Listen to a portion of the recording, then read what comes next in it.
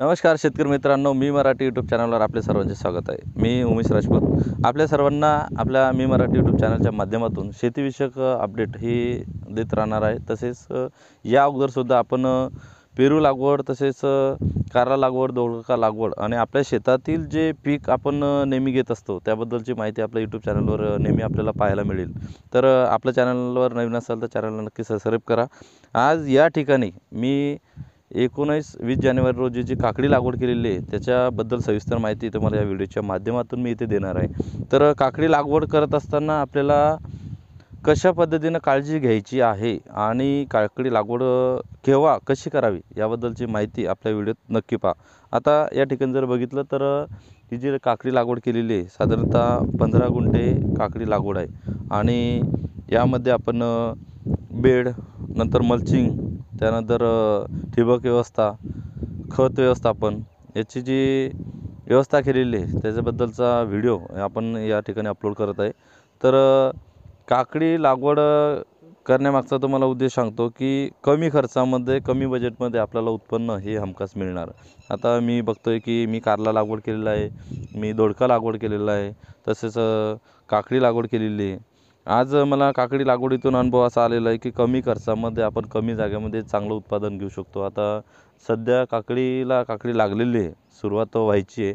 आता जर उन्हाळ्यामध्ये साधारणतः 20 रुपये, 15 रुपये किंवा 25 रुपये साधारण या रेंजनं जर भाव मिळाला तर आपण एका कॅरेटला जवळपास 300 ते 400 रुपये भाव हा नक्की मिळणार। आणि काकडीचं उत्पादन जे आहे हे आपण डेली म्हणजे एक दिवस आड आपण साधारणतः काकडी तोडू शकतो। काकडी तुमची 45 दिवसानंतर 50 दिवसामध्ये जवळपास चालू होते। तर समोर ती तुम्ही 45 दिवस किंवा 50 दिवस समोर ते चालू शकता। हे पीक असं आहे की आज तोडल्यानंतर तिसऱ्या दिवशी पुन्हा तोडायला येतं। मार्केटला जर भाव कमी जास्त झाला तर तुमचा त्या पुढच्या हप्त्यामध्ये कव्हर होणार। बाकी आपण पिकं बघतो की संभार घेतला जातो, तुमचं इथे मेथी घेतली जाते, पालक घेतले जाते, संभार उपटणे जर एक वेळा जर बघितलं तर एकदाच आपल्याला उपटून मार्केटला न्यावं लागेल। जर त्यावेळी जर आपला भाव त्या हप्त्यात जर भाव जर डाऊन असला तर आपल्याला संभारातून उत्पन्न मिळणार नाही, त्यामध्ये आपला लॉस होणार। असे पिकं घ्या। आपण याला देठवाण म्हणतो की देठवाण, याला ज्याला देठ असते की आता भेंडी असेल, चवळी असेल, काकडी असेल किंवा आता कारला असेल। आता या ठिकाणी आपल्याला कारला लागवड करायचं आहे, दोडका लागवड करायचा आहे। हे जे पीक आहे याच्यामधून आपल्याला काय होईल की साधारणतः 60 दिवस जर आपण याची जर तोडणी करतो आहे तर 60 दिवसामध्ये पुढील 15 दिवस किंवा मधली 30 दिवस किंवा मागे सुरुवातीचे 15 दिवस असं मिळून जर आपल्याला भाव मिळाला तरी आपल्याला अपेक्षित उत्पादन त्यापासून मिळणार। आता तर आपण सुरुवातीला या ठिकाणी जाऊ की बेड आपण केलेले हे 4 फूट अंतरावरचे बेड आहे। 4 बाय 4 आपण याला बेडची साईज बनतो। तसेच लागवड जी आहे ही साधारणतः 1.25 ते 1.5 फूट या अंतरावर आपण लागवड केलेली आहे। कारण उन्हाळी असल्यामुळे आपल्याला आणि उन्हाळ्यामध्ये काय होतं की काकडीचं ही जी जमीन आहे ही लवकर झाकावी म्हणून आपण दाट लागवड या ठिकाणी केलेली आहे, घन लागवड आपण याला म्हणू, बरोबर। यानंतर आपल्याला काय करायचं की ठिबकची सगळी व्यवस्था झाल्यानंतर, पाणी व्यवस्था झाली, आपण ड्रिंचिंगद्वारे सुरुवातीला 19-19 हे खत देणार। त्याच्यानंतर त्याला चांगली डीर लागल्यानंतर तसेच काकडीची वाढ होत असताना तुम्हाला मागील व्हिडिओमध्ये मी सांगितलं की बेनिवा कंपनीचं, FMC कंपनीचं बेनिवा हे औषध आपण यावर फवारलं आहे। कारण काय होतं की काकडीची वाढ होत असताना त्याची पान ज्या ठिकाणी रफ होत चालतात त्या ठिकाणी नागाळी जास्त त्याला अटॅक करते आणि नागाळी जर एकदा तुमच्या काकडीवर किंवा वेलवर्गीय पिकावर जर अटॅक तिने केला तर ते पुढील 15 ते 20 दिवसामध्ये किंवा त्या महिन्याभरामध्ये ते पूर्णपणे लवकरात लवकर संपून टाकते। तर नागाळीचं फवारणी करणं हे फार गरजेचं आहे। आता दुसरी गोष्ट अशी आहे की हा जो शेंडा आहे या शेंड्यावर आपल्याला बारीक किटकूल नको आहे, जे पांढरी माशी असेल किंवा मच्छर असेल हे बिलकुल नको आहे। आता या ठिकाणी पहा, शेंडा जर बघितला तर याच्यामध्ये कुठल्याही प्रकारचं किडवण या ठिकाणी नाही। याचं कारण असं आहे की आपण शेतामध्ये हे जे येलो स्ट्रीप लावलेले आहे, येलो स्ट्रीप लावण्यामागचं कारण असं की यामध्ये पांढरी माशी किंवा इतर चिलटं, हिरवे पांढरे तुडतुडे हे जे आहे हे पूर्णपणे याला चिपकून मरतात। कारण आता मला सांगा की 100% तर आपण फवारणीमध्ये कव्हर करू शकत नाही आणि 100% आपण या पॉकेटवर अवलंबून राहू शकत नाही। तर आपल्याला दोन्ही करावं लागेल, फवारणीसुद्धा करावं लागेल आणि येलो स्ट्रीप पण लावावं लागेल। याच्यामध्ये काय होईल की तुमचे जे रस शोषणारी किडी आहे ही यावर रात्रीच्या वेळी आकर्षित होऊन याला चिपकणार आणि मरणार. म्हणजे तुमच्या शेतामधलं जवळपास 50% काम हे येलो स्ट्रिप करतात. हे 200 रुपयामध्ये 25 पीसचं पॉकेट भेटते. आता या ठिकाणी मी सर्व लावलेले, काही ठिकाणी हिरवे पण लागवड केलेली दिसतात, हिरवे पण आहे. पुढे जर आपण बघितलं तर ज्या ठिकाणी फळधारणा होत असताना आपल्याला काय होतं की फळमाशी जी आहे ही आपल्या फळावर जास्तपणे अटॅक करते.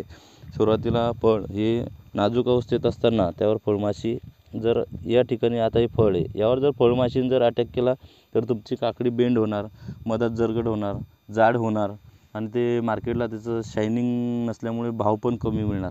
आता या ठिकाणी पहा, मी जे ट्रॅप लावलेले फळमाशी ट्रॅप, जे पाऊस पडल्यामुळे पाणी जमा झालं आहे, नाहीतर एरली त्यामध्ये पाणी जमा होणार नाही, किंवा आपण स्प्रिंकलर लावल्यानंतर स्प्रिंकलरचंही पाणी त्यामध्ये येते. यामध्ये ही जी फळमाशी आपल्याला अटकलेली दिसते ती फळमाशी या ठिकाणी कवर झाली. फळमाशी ही पूर्णपणे कवर होत नाही. त्याचं आपल्या जंगलामध्ये फळमाशीचं प्रमाण खूप आहे. या ठिकाणी आपण वेलवर्गीय पिकाला जसं काशीफळ असेल, भोपळा असेल, दोडका असेल, कारला असेल, किंवा तुमची काकडी असेल, किंवा इतर फळबागेमध्ये सुद्धा आपल्याला फळमाशीचा खूप मोठा त्रास आहे. तर आपल्याला फळमाशी कवर करण्यासाठी फळमाशी ट्रॅप लावणं हे फार गरजेचं आहे.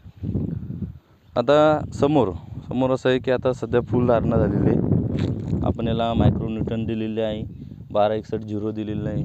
तसेच मी ग्रॅन्युलमध्ये याला 15-15-09 हे खत आणलं होतं, तेही सुद्धा दिलेलं आहे. आणि शेत हे तणमुक्त आहे. आपल्या शेतामध्ये तुम्ही जर बघितलं तर शेती तणमुक्त आहे. कारण काय होतं की गवतावर ज्या प्रमाणात अळी तयार होते आणि ती अळी आपल्या झाडावर जाते, त्याच्यामध्ये खोड पकडणारी अळी असेल किंवा पानाला छिद्र करणारी अळी असेल, यामुळे आपलं नुकसान होऊ शकतं. आता शेत जर बघितलं तणमुक्त आहे, याच्यामध्ये 1-2 फायदे असे आपले झालेले आहे की आपण मल्चिंग जो टाकला आहे, मल्चिंगमुळे आपली जी काकडी आहे ही त्याच्यावर सेफ आहे, खाली जमिनीवर तिचे डाग पडणार नाही. आणि दुसरी गोष्ट, तण कमी होणार, कारण हे जे शेत आहे हे तण खावरं शेत आपण याला म्हणतो. मला काकडी दिसते, ही नामदेव उमाजीची जिप्सी म्हणून काकडी आहे, जिप्सी प्लस. काकडी शायनिंग चांगली आहे. तर अशा पद्धतीनं शेतकरी मित्रांनो मी हे नियोजन केलेलं आहे. तुम्हाला हा व्हिडिओ कसा वाटला हा चॅनलला कमेंट करून नक्की कळवा. आपल्या चॅनलवर असेल, आपल्या चॅनलला नक्की सबस्क्राईब करा, कारण यानंतरची जी अपडेट आहे की तुम्ही जर शेती करत असेल तर मिश्र पिके असेल, कारला लागवड असेल, दोडका लागवड असेल, याची तुम्हाला आपल्या चॅनलवर बरीचशी माहिती मिळेल. त्याकरता आपलं चॅनल नक्की सबस्क्राईब करा आणि आपल्या शेतकरी मित्राला असे नवनवीन प्रयोग करण्यासाठी त्यांच्यापर्यंत हा व्हिडिओ पोचावा, त्याकरता शेअरसुद्धा करा. आजची तरुण पिढी जर आपण बघितलं तर आज कोणाकडे तरी ती बाजारामध्ये मार्केटमध्ये काम करत असताना 7,000 ते 10,000 रुपये ते पेमेंट घेते.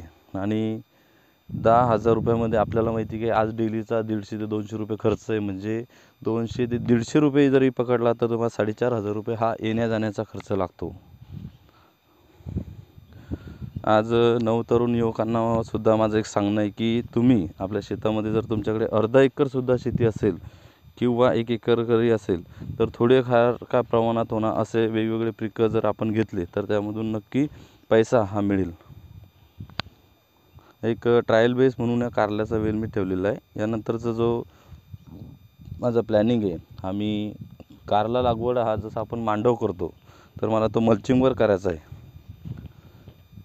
शेतकरी मित्रांनो, आपल्या चॅनलवर कमेंट नक्की करा आणि आपण कोणती पिकं घेतो हे चॅनलवर कमेंट करून सांगा. धन्यवाद.